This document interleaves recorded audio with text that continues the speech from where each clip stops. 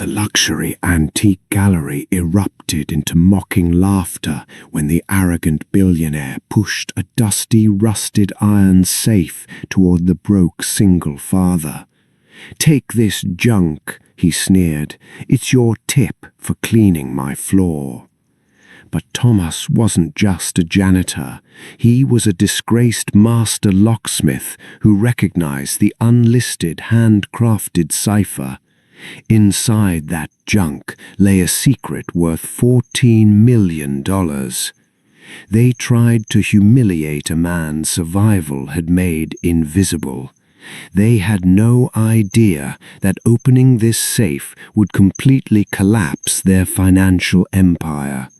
Watch until the end, because justice is a mechanical masterpiece. The grand reopening of the Sterling Heritage Gallery was a gathering of the city's most ruthless elite. Among them was Arthur Sterling, a 32-year-old billionaire who inherited his grandfather's massive financial estate. Arthur was infamous for his cruel arrogance, treating anyone below his tax bracket as invisible background clutter. Moving quietly along the edges of the glittering marble hall was Thomas Miller. Thomas was 45, a broke single father wearing a faded grey utility jacket that had seen too many winters. 3 years ago, Thomas was a brilliant master locksmith and security engineer, a legendary craftsman who could decode any mechanical mechanism by ear. But when his young son fell ill, Thomas spent every single dollar on treatments, eventually losing his business and taking a low-wage janitorial job at the Sterling Gallery to pay the remaining debts. He worked silently, avoiding eye contact, focusing only on picking up his son from school at exactly 3:30 p.m. During the grand event, Arthur Sterling noticed a group of wealthy investors examining a heavy, blackened iron safe that had been dragged out of the gallery's deepest basement. It was completely frozen by rust, lacking a brand name, and looking entirely out of place among the polished Gould statues. An investor joked that the safe was nothing but scrap metal. Arthur, wanting to entertain his wealthy guests, spotted Thomas holding a mop nearby. "Hey, janitor!"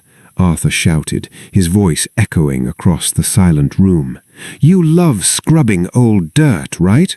My late grandfather kept this useless piece of junk for 50 years.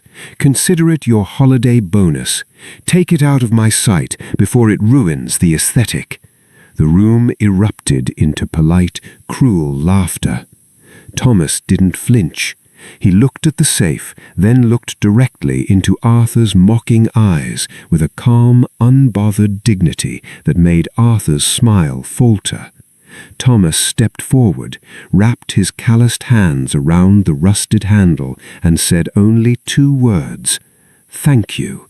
It took Thomas and a borrowed manual dolly several hours to move the massive iron block to his small drafty garage on the outskirts of town.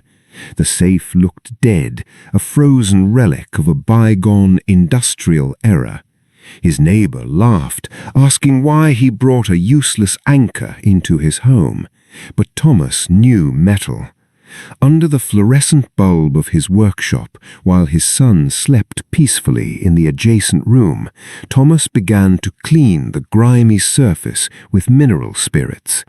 As the thick layers of grease disappeared, Thomas's heart began to beat faster.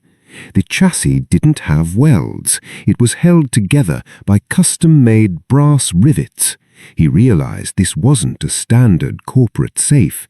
This was a legendary Chronos Cipher, a mythical mechanical vault designed in 1930 by an eccentric European clockmaker who went missing during the war. Only 3 were ever made. Historians and private museums had searched for this specific vault for nearly a century, offering millions just for its blueprint. The locking mechanism was not standard. It relied on internal acoustic gears that shifted based on weight and precise structural alignment. Thomas attached a vintage mechanical stethoscope to the cold iron door. His fingers, trained by decades of precision engineering, gently turned the heavy dial. The first rotation yielded nothing but a dull scratch, but on the fourth rotation his ears caught it, a light, crisp musical click that vibrated through the metal. It was the distinct sound of handcrafted sterling silver gears. The safe wasn't broken, it was waiting.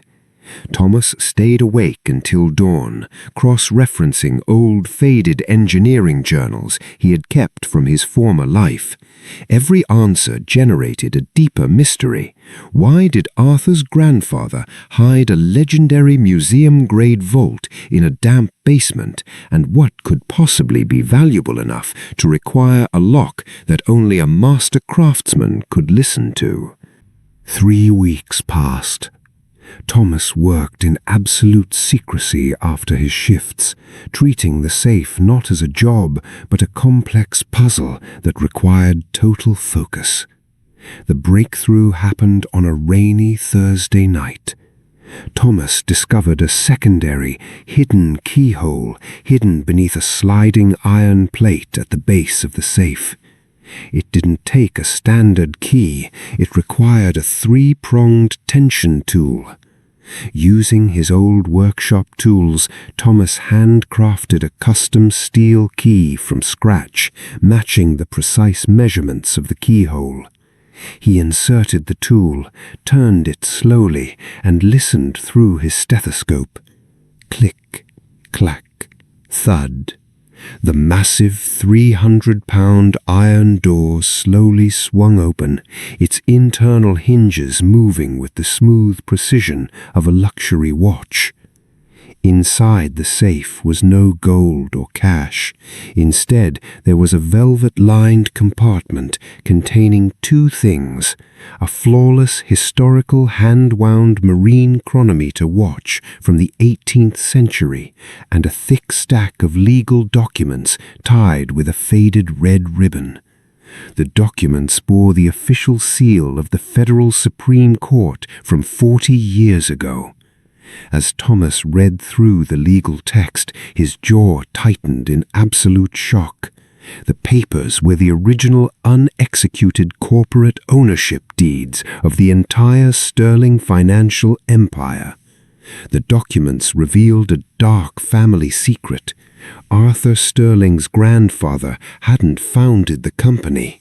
He had legally signed over 80% of the shares to his silent partner, an old inventor, to escape a massive bankruptcy fraud investigation.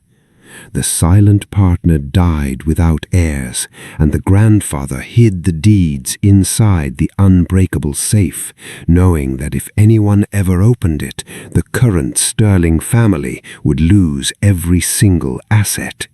The safe wasn't a piece of junk, it was a financial guillotine. Word of the discovery did not come from Thomas, it came from the legal system. Instead of selling the historical watch to a private collector, Thomas walked directly to the city's most respected federal estate law firm. The lawyers examined the documents with absolute reverence, recognizing that the deeds were fully valid, legally binding, and protected by a permanent historical trust.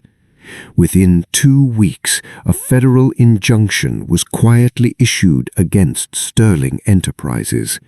Arthur Sterling was in the middle of a high-profile board meeting when 3 federal marshals and a team of forensic accountants walked into his top-floor executive suite. They handed him the court order that frozen every single corporate bank account, asset, and property under the Sterling name. The true ownership of the empire had been restored to the trust, and the trustee appointed by the federal court was none other than Thomas Miller, the man who held the physical deeds and the legendary vault. Arthur's face turned completely pale as he read the name on the legal document.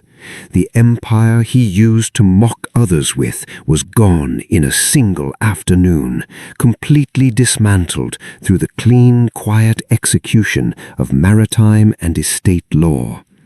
Arthur was evicted from his family estate, his luxury cars seized by the state to pay decades of uncollected corporate taxes revealed by the safe's documents.